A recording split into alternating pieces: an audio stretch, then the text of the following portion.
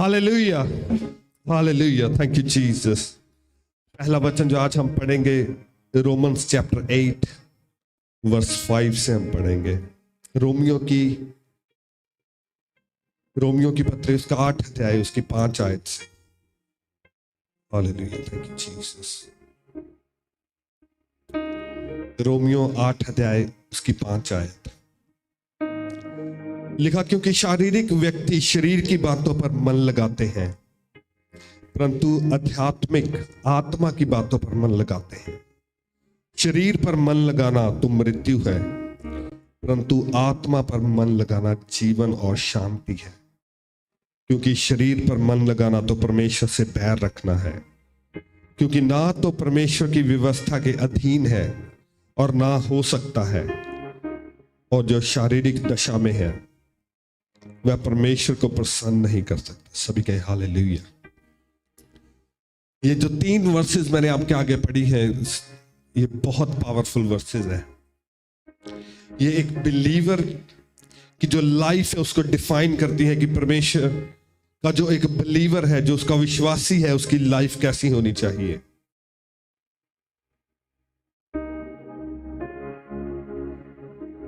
Verse 6 में लिखा है, उसकी 6 आयत में लिखा, कहता शरीर पर मन लगाना तो मृत्यु है, परंतु आत्मा पर मन लगाना जीवन और शांति है।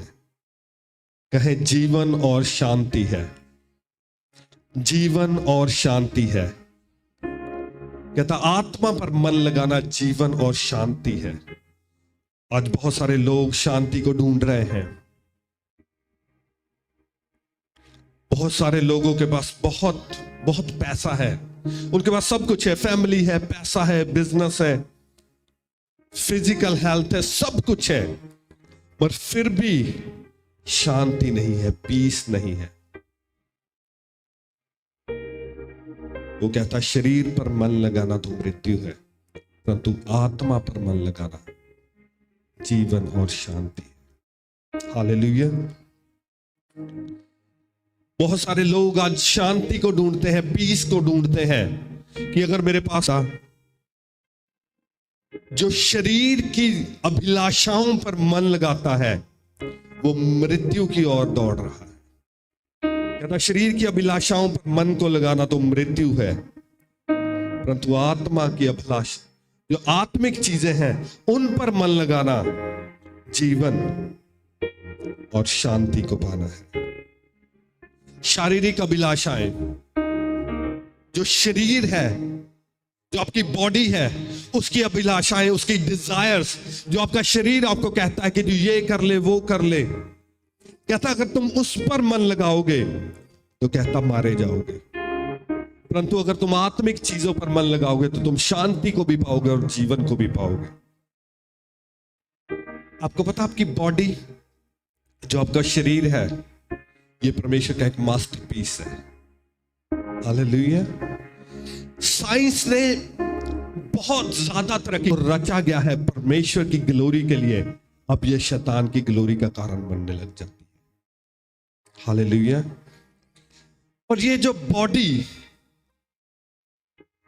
ये ह्यूमन फ्लैश, ये इंसान का शरीर जो बनाया गया है एक बहुत बड़ी ब्लेसिंग होने के लिए, जो एक ब्लेसिंग होनी चाहिए परमेश्वर के लिए, उस आत्मा के लिए जो इस शरीर में रहती है, और इस सृष्टि के लिए, वो एक ब्लेसिंग की जगह एक डिस्ट्रैक्शन का, जो डिस्ट्रॉय करने वाली चीज है, जो तबाही का कारण बन जाती है। इसलिए लिखा है कि जब तुम शरीर की अभिलाषाओं पर मन लगाओगे तो तुम मृत्यु की ओर जाओगे, तब यह मृत्यु उत्पन्न करती है। तो मृत्यु सिर्फ अपने लिए नहीं, इस सृष्टि के लिए भी ये जो बॉडी है ये मृत्यु का कारण बन जाती है।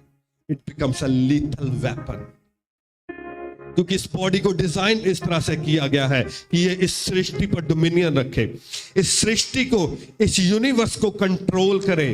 हालेलुया।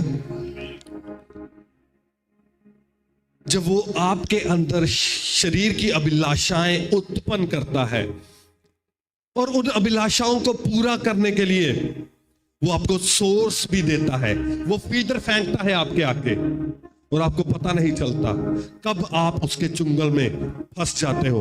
आप उस अभिलाषाओं को पूरा करने के लिए आप सोचते हो कि ये जो अभिलाषा मैं पूरी कर रहा हूं, that is the food for my flash, ये तो मेरे शरीर का फूड है, ये मेरे शरीर का खाना है। मगर जब आप उस खाने को खाने जाते हो, उसी के पीछे हालेलुया,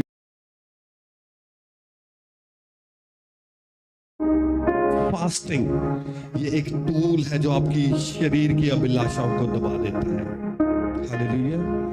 जो लोग ज्यादा फास्टिंग करते हैं वो कभी शैतान के फंदे में नहीं फंसते, क्योंकि फास्टिंग के द्वारा आप अपनी शरीर की अभिलाषाओं को दबा देते हैं। और आत्मा की जो अभिलाषाएं हैं, आत्मा के गुण हैं, वो आपके अंदर उत्पन्न होने स्टार्ट हो जाते हैं। और आत्मा की जो अभिलाषाएं हैं, आत्मा के गुण हैं, वो आपके अंदर उत्पन्न होने स्टार्ट हो जाते हैं। अगर आप किसी शरीर की अभिलाषा पर विजय नहीं पा रहे तो फास्टिंग को स्टार्ट कर दें। हालेलुया। आप उस पर फतह पालेंगे। हालेलुया। और मैं बिलीव करता हूं आज विक्ट्री का दिन है, आज डिलीवरेंस का दिन है। हालेलुया। शरीर की अभिलाषाओं पर मन लगाना, बाइबल कहती है, कहता अगर तू शरीर की अभिलाषा पर मन लगाएगा तो तू मर जाएगा, तू मरेगा। बाइबल में लिखा कहता शैतान आता है to steal, to kill and to destroy, चुराने के लिए, घात करने के लिए और तबाह करने के लिए, नष्ट करने के लिए। यीशु ने कहा मैं आता हूं ताकि तुम जीवन पाओ और बहुत आयत के साथ जीवन पाओ। हालेलुया। शब्द को लड्डू देता है और दूसरे हाथ से आपकी डेस्टिनी को चुरा लेता है। वो दूसरे हाथ से चुरा लेता है जो परमेश्वर के हाथ में आपके लिए बड़ी ब्लेसिंग रखी हुई है। जैसे ही आप शैतान के हाथ से लड्डू लेते हैं, शैतान आपकी डेस्टिनी को, आपकी ब्लेसिंग को परमेश्वर के हाथ से ले लेता है। एंजल आ रहा है आपकी प्रार्थनाओं का उत्तर लेके।